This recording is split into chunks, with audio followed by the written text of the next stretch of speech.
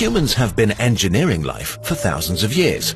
Through selective breeding, we strengthened useful traits in plants and animals. We became very good at this, but never truly understood how it worked, until we discovered the code of life, deoxyribonucleic acid, DNA, a complex molecule that guides the growth, development, function, and reproduction of everything alive. Information is encoded in the structure of the molecule. 4 nucleotides are paired and make up a code that carries instructions. Change the instructions and you change the being carrying it. As soon as DNA was discovered, people tried to tinker with it. In the 1960s, scientists bombarded plants with radiation to cause random mutations in the genetic code. The idea was to get a useful plant variation by pure chance. Sometimes it actually worked too.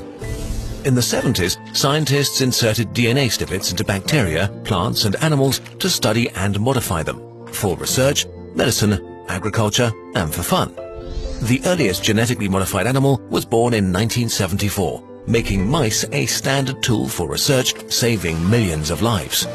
In the 80s, we got commercial. The first patent was given for a microbe engineered to absorb oil. Today, we produce many chemicals by means of engineered life, like life-saving clotting factors, growth hormones and insulin, all things we had to harvest from the organs of animals before that. The first food modified in the lab went on sale in 1994, the Flavor Saver tomato, a tomato given a much longer shelf life via an extra gene that suppressed the buildup of a rotting enzyme. But GM food and the controversy surrounding them deserve a video of their own. In the 1990s, there was also a brief foray into human engineering. To treat maternal infertility, babies were made that carried genetic information from 3 humans, making them the first humans ever to have 3 genetic parents. Today, there are super-muscled pigs, fast-growing salmon, featherless chickens, and see-through frogs. On the fun side, we made things glow in the dark. Fluorescent zebrafish are available for as little as $10. All of this is already very impressive, but until recently, gene editing was extremely expensive, complicated, and took a long time to do. This has now changed with a revolutionary new technology now entering the stage: CRISPR. Overnight, the costs of engineering have shrunk by 99%. Instead of a year, it takes a few weeks to conduct experiments, and basically everybody with a lab can do it. It's hard to get across how big a technical revolution CRISPR is. It literally has the potential to change humanity forever. Why did this sudden revolution happen, and how does it work? Bacteria and viruses have been fighting since the dawn of life. So-called bacteriophages or phages hunt bacteria. In the ocean, phages kill 40% of them every single day.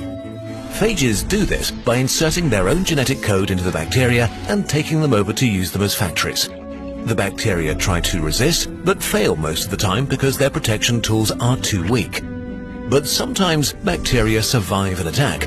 Only if they do so can they activate their most effective antivirus system. They save a part of the virus DNA in their own genetic code in a DNA archive called CRISPR. Here, it's stored safely until it's needed. When the virus attacks again, the bacterium quickly makes an RNA copy from the DNA archive and arms a secret weapon, a protein called Cas9. The protein now scans the bacterium's insides for signs of the virus invader by comparing every bit of DNA it finds to the sample from the archive. When it finds a 100% perfect match, it's activated and cuts out the virus DNA, making it useless, protecting the bacterium against the attack. What's special is that Cas9 is very precise, almost like a DNA surgeon. The revolution began when scientists figured out that the CRISPR system is programmable. You can just give it a copy of DNA you want to modify and put the system into a living cell. If the old techniques of genetic manipulation were like a map, CRISPR is like a GPS system. Aside from being precise, cheap and easy, CRISPR offers the ability to edit live cells, to switch genes on and off, and target and study particular DNA sequences. It also works for every type of cell, microorganisms, plants, animals or humans. But despite the revolution CRISPR is for science, it's still just a first-generation tool. More precise tools are already being created and used as we speak. In 2015, scientists used CRISPR to cut the HIV virus out of living cells from patients in the lab, proving that it was possible. Only about a year later, they carried out a larger-scale project with rats that had the HIV virus in basically all of their body cells. By simply injecting CRISPR into the rats' tails, they were able to remove more than 50% of the virus from cells all over the body. In a few decades, a CRISPR therapy might cure HIV. And other retroviruses, viruses that hide inside human DNA like herpes, could be eradicated this way. CRISPR could also defeat one of our worst enemies, cancer. Cancer occurs when cells refuse to die and keep multiplying while concealing themselves from the immune system. CRISPR gives us the means to edit your immune cells and make them better cancer hunters. Getting rid of cancer might eventually mean getting just a couple of injections of a few thousand of your own cells that have been engineered in the lab to heal you for good. The first clinical trial for a CRISPR cancer treatment on human patients was approved in early 2016 in the US. Not even a month later, Chinese scientists announced that they would treat lung cancer patients with immune cells modified with CRISPR in August 2016. Things are picking up pace quickly. And then there are genetic diseases. There are thousands of them, and they range from mildly annoying to deadly or entail decades of suffering. With a powerful tool like CRISPR, we may be able to end this. Over 3,000 genetic diseases are caused by a single incorrect letter in your DNA. We are already building a modified version of Cas9 that is made to change just a single letter, fixing the disease in the cell. In a decade or two, we could possibly cure thousands of diseases forever. But all of these medical applications have one thing in common. They are limited to the individual and die with them, except if you use them on reproductive cells or very early embryos. But CRISPR can and probably will be used for much more. The creation of modified humans, designer babies, and will mean gradual but irreversible changes to the human gene pool.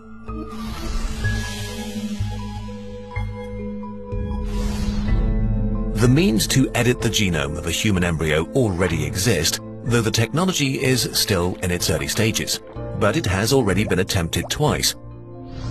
In 2015 and 2016, Chinese scientists experimented with human embryos and were partially successful on their second attempt. They showed the enormous challenges we still face in gene editing embryos, but also that scientists are working on solving them. This is like the computer in the 70s. There will be better computers.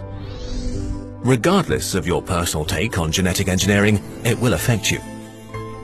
Modified humans could alter the genome of our entire species because their engineered traits will be passed on to their children and could spread over generations, slowly modifying the whole gene pool of humanity. It will start slowly. The first designer babies will not be overly designed. It's most likely that they will be created to eliminate a deadly genetic disease running in a family. As the technology progresses and gets more refined, more and more people may argue that not using genetic modification is unethical because it condemns children to preventable suffering and death and denies them the cure. But as soon as the first engineered kid is born, a door is opened that can't be closed anymore. Early on, vanity traits will mostly be left alone.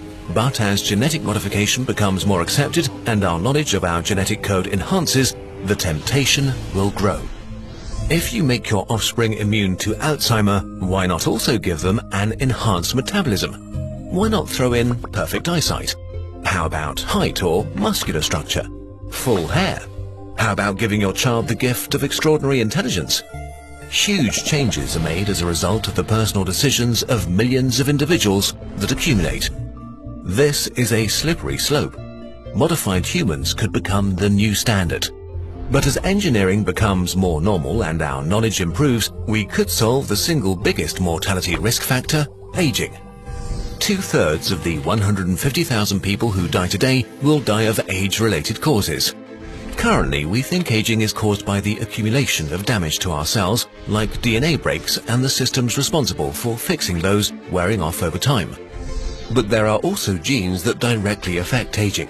A combination of genetic engineering and other therapy could stop or slow down aging, maybe even reverse it. We know from nature that there are animals immune to aging. Maybe we could even borrow a few genes for ourselves. Some scientists even think biological aging could be something that eventually just stops being a thing. We would still die at some point, but instead of doing so in hospitals at age 90, we might be able to spend a few thousand years with our loved ones. Research into this is in its infancy, and many scientists are rightly skeptical about the end of aging. The challenges are enormous, and maybe it is unachievable. But it is conceivable that people alive today might be the first to profit from effective anti-aging therapy. All we might need is for someone to convince a smart billionaire to make it their next problem to solve. On a bigger scale, we certainly could solve many problems by having a modified population. Engineered humans might be better equipped to cope with high-energy food, eliminating many diseases of civilization like obesity. In possession of a modified immune system, with a library of potential threats, we might become immune to most diseases that haunt us today. Even further into the future, we could engineer humans to be equipped for extended space travel and to cope with different conditions on other planets, which would be extremely helpful in keeping us alive in our hostile universe.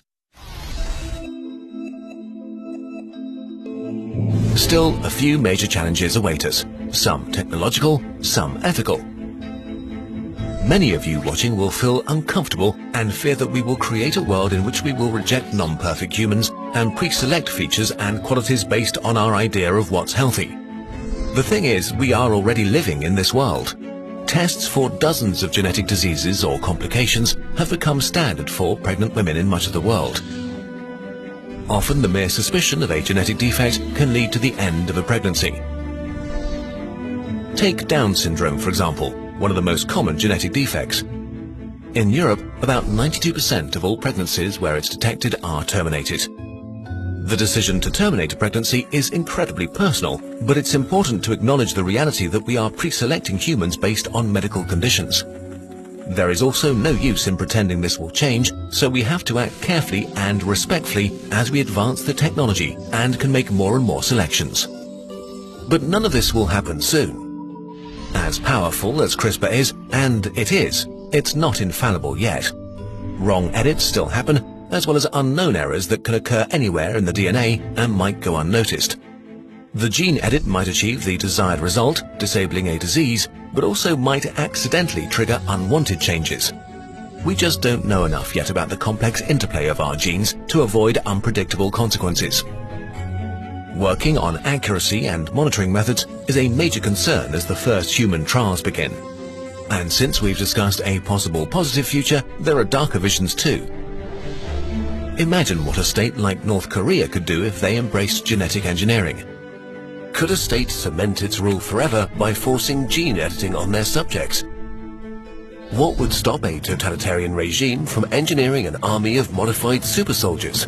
It is doable in theory. Scenarios like this one are far, far off into the future, if they ever become possible at all. But the basic proof of concept for genetic engineering like this already exists today. The technology really is that powerful.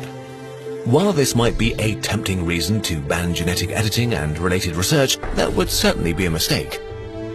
Banning human genetic engineering would only lead to the science wandering off to a place with jurisdiction and rules that we're uncomfortable with. Only by participating can we make sure that further research is guided by caution, reason, oversight, and transparency. Do you feel uncomfortable now? Most of us have something wrong with them. In the future that lies ahead of us, would we have been allowed to exist? The technology is certainly a bit scary, but we have a lot to gain, and genetic engineering might just be a step in the natural evolution of intelligent species in the universe. We might end disease. We could extend our life expectancy by centuries and travel to the stars. There's no need to think small when it comes to this topic. Whatever your opinion on genetic engineering, the future is approaching no matter what. What has been insane science fiction is about to become our new reality, a reality full of opportunities and challenges.